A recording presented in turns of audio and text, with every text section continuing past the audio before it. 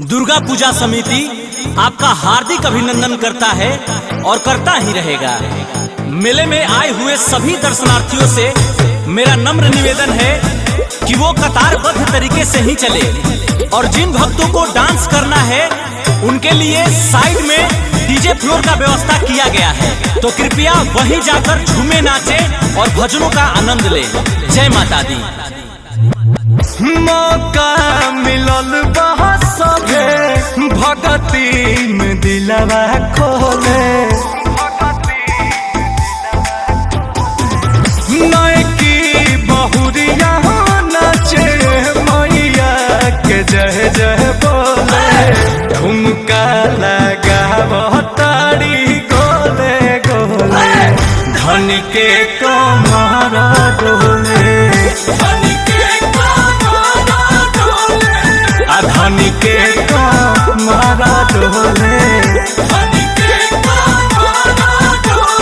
मेले में भीड़ काफी बढ़ चुकी है, तो आप सभी से निवेदन है कि आप अपने सामान का सुरक्षा स्वयं करें और उधर माताएं बहनें भी झूम रही हैं, तो आप सब उनका भी ख्याल रखें। और एक बार मेरे साथ सभी लोग बोलेंगे, शेरा वाली मैया की।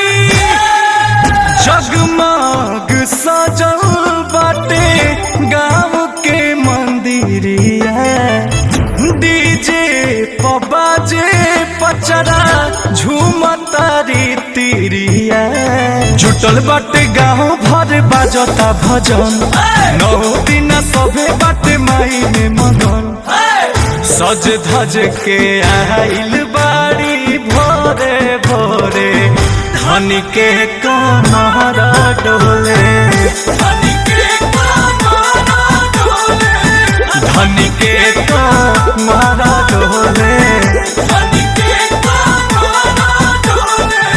यहाँ आए हुए सभी भक्तों से आग्रह है कि कृपया दर्शन करने के बाद प्रसाद लेकर ही जाएं और माता के भक्ति में झूमते रहें।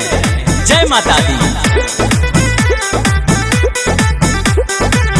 तनिको थकान नइखे मुहवा पधनिया के, हई दीवाना अंकुश राजा के भजनिया के, बाड़ी भूखा प्यासा बाकी नशा चढ़ल बा, देहिया में भगती के जोश बढ़ल बा, संगवा में नाचे बोस हाथ जोड़े, धन के कमर डोले, धन के कमर डोले।